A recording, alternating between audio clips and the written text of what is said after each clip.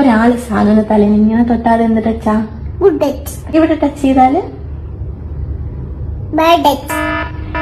ഈ രീതിയിൽ കുട്ടികളെ ഗുഡ് ടച്ച് ബാഡ് ടച്ച് ഒക്കെ പഠിപ്പിക്കാൻ പോയി കഴിഞ്ഞാൽ യാതൊരു ഗുണവും ഇല്ല കേട്ടോ. ഗുണമില്ല എന്നുള്ളത് മാത്രമല്ല, ദോഷമുണ്ട്. ആ കുഞ്ഞിനെ അത് കൂടുതൽ കൺഫ്യൂസ്ഡ് ആക്കത്തേ ഉള്ളൂ. ഏതെങ്കിലും ഒരു റിയൽ ലൈഫ് സിറ്റുവേഷൻ ഉണ്ടാകുമ്പോൾ കുട്ടിക്ക് പ്രതികരിക്കാൻ പറ്റത്തില്ല, സ്റ്റക്കായി പോകും. പിന്നെ പല കാരണങ്ങളുണ്ട്. എന്താന്നുള്ളത് ഞാൻ പറയാം. കുഞ്ഞ് നിൽക്കുന്ന ആരുടെ അടുത്താണ്? അമ്മയുടെ അടുത്ത്. അമ്മയെന്ന് പറയുന്നത് ആ കുട്ടി ഏറ്റവും ഇഷ്ടപ്പെടുന്ന, സ്നേഹിക്കുന്ന, വിശ്വസിക്കുന്ന ഒരാളാണ്. കാമായിരിക്കും, സേഫ് ആയിട്ടുള്ള ഒരു ഫീൽ ഉണ്ടായിരിക്കും, അമ്മയോടുള്ള സ്നേഹം ഉണ്ടായിരിക്കും. ഇത്രയും സാഹചര്യങ്ങൾ ഉണ്ടെന്നുണ്ടെങ്കിൽ ആ കുഞ്ഞിന്റെ തലച്ചോറിൽ ഓക്സിറ്റോസിൻ, ഡോപ്പമീൻ അങ്ങനെയുള്ള ഹോർമോൺസ് ഒക്കെ വളരെ ചെറിയ തോതിലോ അല്ലെങ്കിൽ വലിയ തോതിലോ ഒക്കെ റിലീസ് ആയിക്കൊണ്ടിരിക്കുമായിരിക്കും. ആ സമയത്താണ് ഇത് പഠിപ്പിക്കാനായിട്ട് ശ്രമിക്കുന്നത്. ഈ കുഞ്ഞിന്റെ ശരീരത്തിൽ എവിടെ അമ്മ ടച്ച് ചെയ്ത് കഴിഞ്ഞാലും കുട്ടിക്ക് ഉണ്ടാകുന്നത് ഈ പോസിറ്റീവ് ഫീലിങ്സ് തന്നെയാണ്. പക്ഷെ അമ്മ പറഞ്ഞു കൊടുക്കുന്നത് അത് ഗുഡാണ്, ഇത് ബാഡ് ആണെന്നുള്ളതാണ്. ഈ കൊച്ചുകുട്ടികൾ ഒരു കാരണവശാലും അവർ പറയുന്ന വേർഡ്സിലല്ല പഠിക്കുന്നത്. അവർക്ക് ഫീലിങ്സ് അല്ലെന്നുണ്ടെങ്കിൽ നേരത്തെ ഉണ്ടായിട്ടുള്ള ഒരു എക്സ്പീരിയൻസ്, അത് വെച്ചിട്ടാണ് നല്ലത് ചീത്ത ആ ഒരു മൈൻഡ് സെറ്റ് പോകത്തുള്ളൂ. ഇവിടെ ടച്ച് ചെയ്യുന്നു, ആ ടച്ച് ചെയ്യുന്നത് ആ നല്ല ഫീൽ ആണല്ലോ.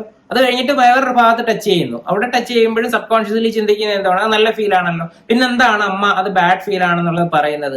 അങ്ങനെ ഒരു കൺഫ്യൂഷൻ അവിടെ ക്രിയേറ്റ് ആവും. അത് മാത്രമല്ല, ഇവിടെ ഈ അമ്മ എന്താണോ പഠിപ്പിക്കാൻ ഉദ്ദേശിക്കുന്നത് അതിന്റെ ഓപ്പോസിറ്റ് ആയിട്ടുള്ള ഒരു ബോഡി മെമ്മറിയാണ് ഇവിടെ ക്രിയേറ്റ് ചെയ്തേക്കുന്നത്.